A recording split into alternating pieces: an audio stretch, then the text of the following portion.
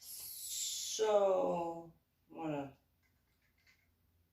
complete a different video on the same sort of topic that I had kind of discussed, in that for a more clarifying aspect of certain things. So, I obviously had no idea about interstate gun laws at all, whatsoever. So I apologize. I didn't know.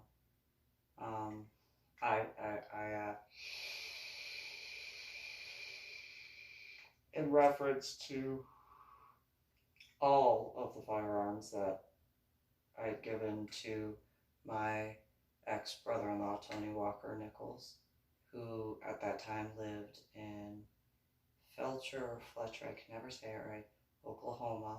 He had 5 acres out in that area, and his wife Gail had worked at Circle K. And she had an older son, I think named Robert, and then 2 daughters, one named Amber and one named Tori. And I thought that because Tony, being a hunter, having a hunter's license, that meant that that was okay for him to have the firearms. I know that probably doesn't seem like a big deal to some. I thought it was considered acceptable. I didn't know that there has to be like background checks or any of that stuff. But he also worked on Fort Sill, Oklahoma, so I kind of figured that that kind of was a clearance on that regard. I did not know that in the Gamma 3 gun safe, number one, I didn't even know that I didn't give it to Tony. I thought I had, and I didn't know if there was the baby Desert Eagle in there. I thought that I had given that to Tony, and so I do genuinely apologize, because I thought that I had was dealing with a lot. Like I know that that probably doesn't seem like much, like in certain ways, but I was trying the best I could in everything that I was doing. And so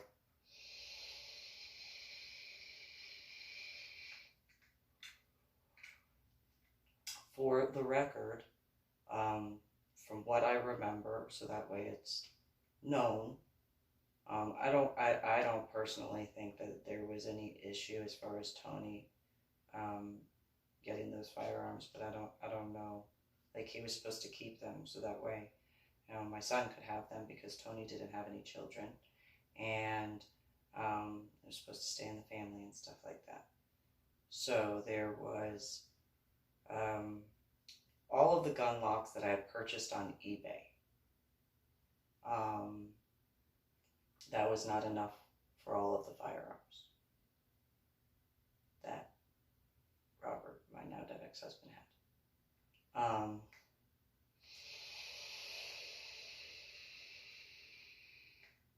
There was a safe just for the black powder pistols that was built. There was a safe for the black powder rifles that was built. There was a safe for the shotguns that was built. There was a safe for the regular rifles that was built. There was a safe for the regular pistols that was built. There was a safe for all of the gun lock keys, and that also, there was also a safe for the ammunition. The Glock 45, that police report was made with the Georgetown police. And the Gamma 3 gun safe looked like an alarm clock with a radio in it, cherry wood.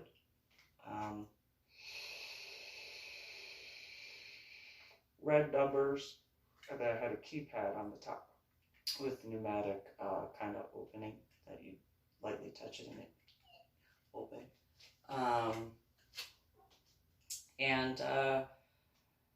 I'm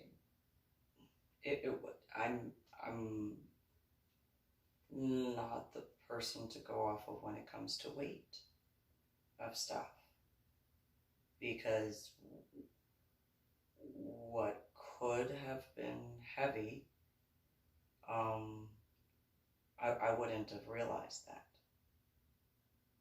obviously. I mean, I moved what I've moved without any issue, so picking that up would be no issue at all. And so I did not know. Okay, I was dealing with quite a bit of stuff. But when sending it to the address in Boca Raton from the USPS near Carrollton, Texas, I used my bank card to pay for that. And it was in one of the pre-paid, like the set postage weight. And so, that firearm belonged to Tony Walker Nichols by technicalities, because that's who I had chosen to give it to. And so Cactus Jack, aka Jeffrey Kirkendall Jr., if he had hypothetically hidden that from my view, so that way I didn't give it to Tony, kind of like the uniforms and stuff like that. This is my statement. If I haven't done it already, I don't remember. But I know I've called a few different places to attempt to make sure that the information was gotten to. And so I've at least tried. I even drove out to Carrollton, Texas to speak with the police officer there. So,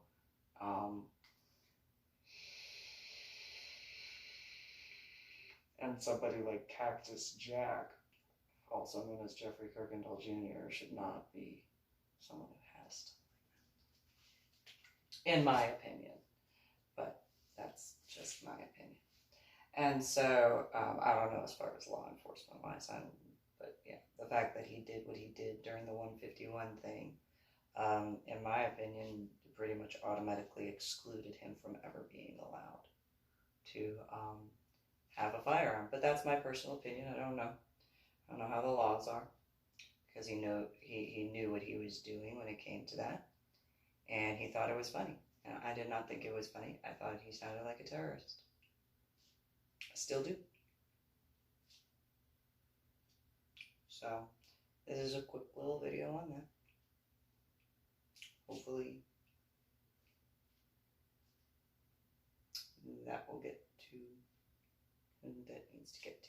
And knowing Cactus Jack, also known as Jeffrey Kirkendall Jr., he'd be arrogant enough to post pictures of himself all over social media, being proud that he did that. And then he'd probably text a bunch of people, so you can look at his text messages and emails and all that stuff for his arrogance, which I would guesstimate did not change. And so, yeah. And if, hypothetically, he thought, as in Cactus Jack, that, he somehow saved me by messing with my now dead ex-husband's medications, no, he didn't save me from that. Ish. He kind of did, but not enough that I would actually owe him. And it wasn't by my direction, of course, because I didn't want my children to have to suffer through stuff. And albeit though I told him he wasn't going to survive, at the same time, just one of those things. So, no, I don't owe Cactus Jack anything. If anything, Cactus Jack owes me quite a bit. And if he were to ever attempt to claim that he owes me anything, or I owe him anything, realistically, he owes me far more than he could ever attempt to try to claim. He fail massively. I don't owe him anything, but he owes me quite a bit, like a lot. Owes me so much. So much. I mean, first and foremost, by technicalities, if he had done that hypothetically as far as the Gamma 3 and the Baby Desert Eagle, he would owe, as far as Tony's concerned, not technically me, but he does owe me the $10,000 that he said he was paying his credit card debt off with. He owes me the money that was in reference to the Ford Focus car that he was supposed to pay. And since he didn't do that, he owes all of that plus interest. Not forgetting anything else that he owes for, because he didn't pay for groceries, though he said he was going to. He said he would do a lot of things that he never did that he owed me for. Still owes me by technicalities. So, as a rough estimate, at minimum, like with interest after all these years, as well as, like quite a few other things, I would guesstimate at minimum $500,000. But at minimum.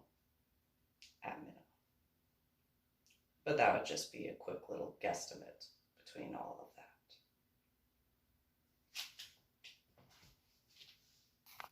that. Oh, and obviously I didn't give him permission to keep the uniforms.